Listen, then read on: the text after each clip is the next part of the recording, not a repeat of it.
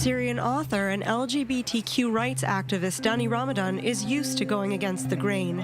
He lived to tell his harrowing story of survival as a refugee in the Syrian civil war, chronicled in his novel The Clothesline Swing. As a Syrian, Ramadan, who came to Jerusalem for the International Writers' Festival, never thought he'd find himself in Israel.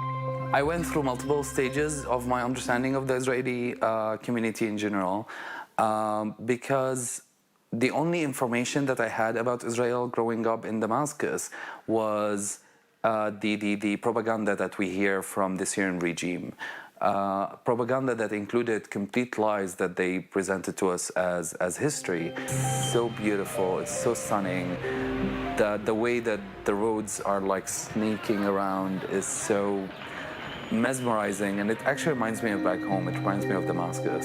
And Ramadan says personal identity goes beyond geography. I left Syria when I was 19, and I lived in Egypt for a while, and then I met a couple of Israeli folks on the Red Sea, and I started to get to know the people, and I started to realize that at the end of the day, I just represent myself. I'm not representing all of Syria.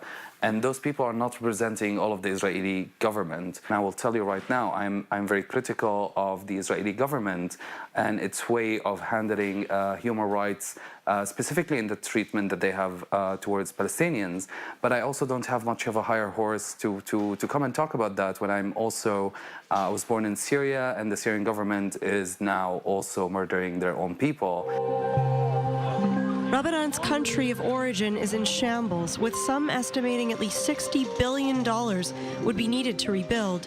And while there is talk now of the Syrian civil war coming to an end, the destruction remains in its wake. Wars don't just end, and then all of the destruction and the tension between people and the lives that are lost and the people who are disappeared into the Syrian regime prisons, they don't just all disappear.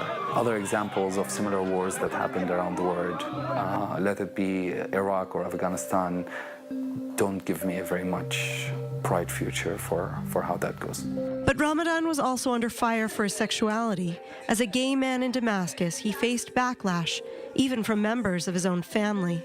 I see it as not just me presenting a fictional account of the LGBTQ refugee experience.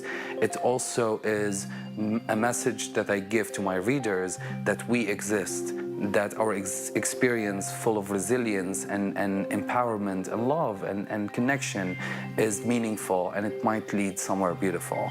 I am always moved, always moved. Every single time I get an email from a reader in the Middle East who had their hands on a copy of my book, who emails me back saying something like, I don't feel alone anymore. And now he hopes his personal story will resonate throughout the region. I truly hope that one day I'll be able to hold a pride parade in Damascus and just lead a pride parade in Damascus. Actually, watch a pride parade in Damascus. The people in Damascus who made that pride parade happen deserve to lead that pride parade.